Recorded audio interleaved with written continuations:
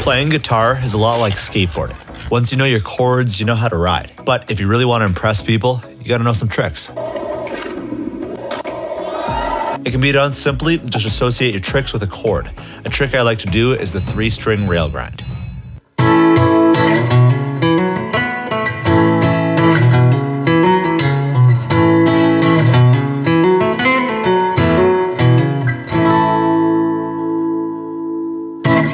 When playing anywhere with your E chord bar chord shape, you've got 3 very accessible strings to slide on for a cool lick. On these notes, you can do any combination of slides, hammer-ons, double stops, picking, or this half-step slide on the D string. This is the scale beside your E chord bar chord shape, which is why this lick works. Knowing your pentatonic scales is like knowing your skate park. The more you play around on them, the more you'll find out where you like to make your favorite moves. If you don't know your pentatonic scales well or at all, you'll still be okay. Just remember what bar chord shapes your tricks go with, and then try them out on different chords. Over time, this will help you visualize the fretboard and remember what notes you can play on a key. Just like trying the pop slide move on a bunch of different chords using your E major bar chord shape.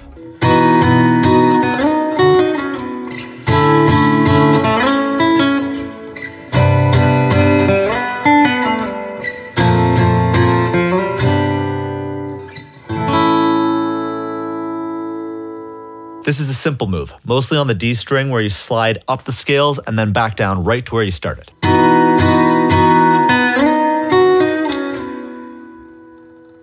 After this lick, it's nice to go into the minor 3rd chord on the key. More simply, this is the minor chord directly 1 fret to the left and on the 5th string of the chord you're playing. Bonus tip. In this riff, I'm also playing sus4 chords. They can sound a little more spicy than standard chords, and all you gotta do is take your finger off the 5th string of your E major chord shape to play it.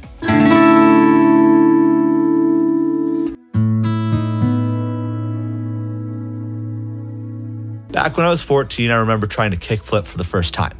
I spent 6 months trying and failing hundreds of kickflips every day before I got it. Then one random day, it finally clicked and I got it. You can't even imagine how pumped I was for the rest of that week. Practicing guitar is like skateboarding. Once you get a trick down, you've got it forever and then you can pull it off all the time. The more tricks you learn and remember, the better you look. And the great part of guitar is that you'll never have to do any of this.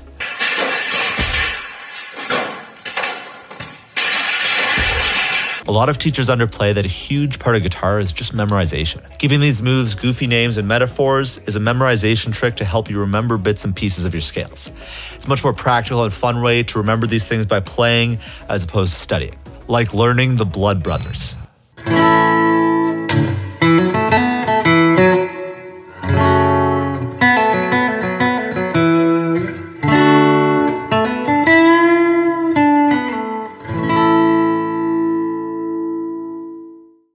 There tends to be one scale position most players learn first. It's this one.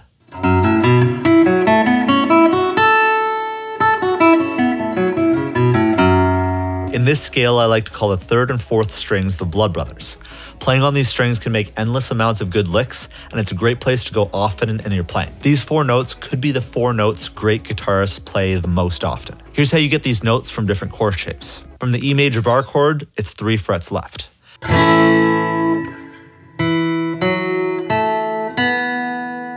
From the E minor bar chord shape, it's the same fret.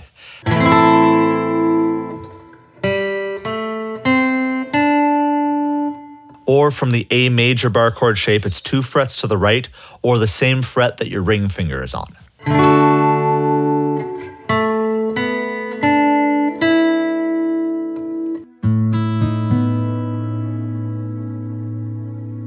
Some tricks were made for different styles of music, just like some skateboard tricks are made for different skate parks. This is what you do when the Blood Brothers have the blues, or when you have them.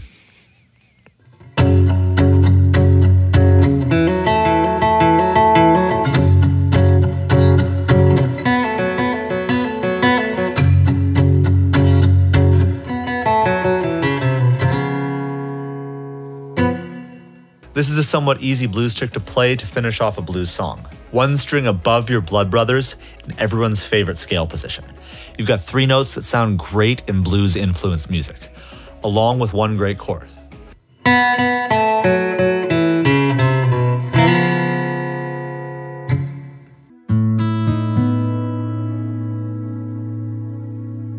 At this point, I feel like we've been neglecting the A minor bar chord shape position. Neglecting this position is like neglecting to learn how to do a pop shove it. This position of your scales is awesome, easy to play, and great guitarists use it all the time. And it's got the Blood Brothers right in it, so you already know how to pull off endless easy tricks here.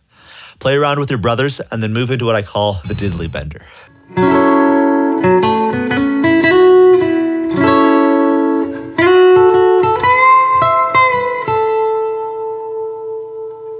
This lick is played on the 2nd and 3rd string with this cool bend trick to finish it off.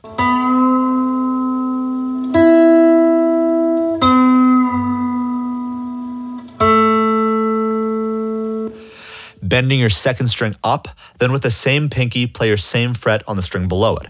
This almost always sounds good in this position.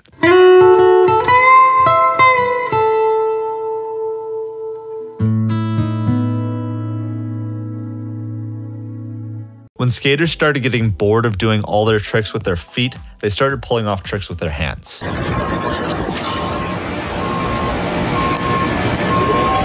When great guitarists got bored with their left hand, they started making tricks on their right. There are tons of tricks to learn on your strumming hand that'll make your playing sound way more unique, like the rake.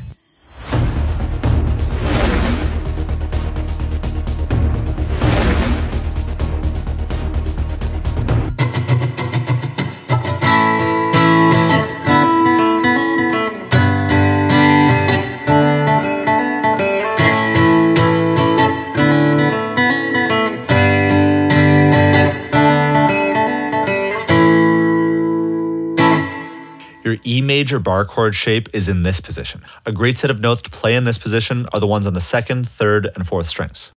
On your right hand, you can do a trick called the rake, which sounds great with these notes, as well as many other times in your playing. To do this, mute the strings above these notes, but still strum the muted strings on the way down to the notes you're playing.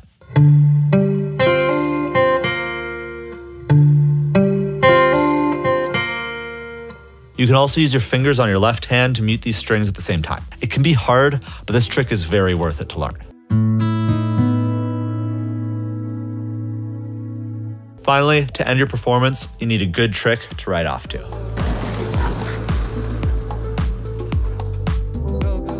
These 6th notes in the E major bar chord shape are fun to play a few licks with, but the way I like to pick it at the end of this next riff is a great way to add some good tension and resolve to your song. If you want to learn more about tension and resolve, I talked about it a lot in our most recent video where I went through 1,000 chord progressions to see what I could learn.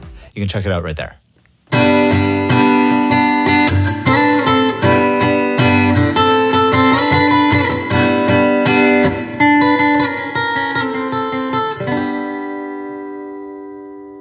These two notes together sound great. The ending trick is to alternate pick them and add the notes in the fret between them to give a tension-building, bluesy sound.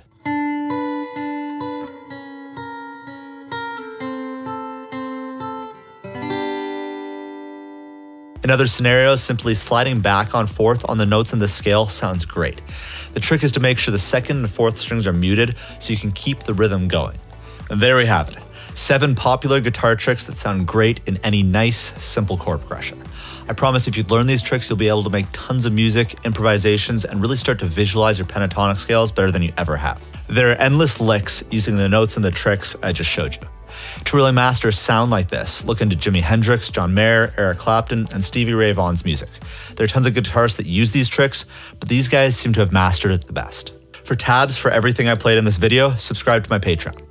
We're currently having a special offer on our tiers that's only available until May 20th, 2021. We're also giving away a free $1,000 guitar to one of our patrons once we hit 100 patrons.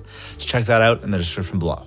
And if you're really looking to improve at acoustic guitar in a structured step-by-step system that'll take all the guesswork out of learning guitar and guide you through everything you need to know, you can check out my complete Impressive Acoustic Guitarist full program. That'll be in the description below as well. Hopefully you learned something pretty useful from this video. Thanks for watching. Make sure to hit that thumbs up button. Let me know what you thought of this video in the comments and hit that subscribe button to see my next video. I'll see you soon.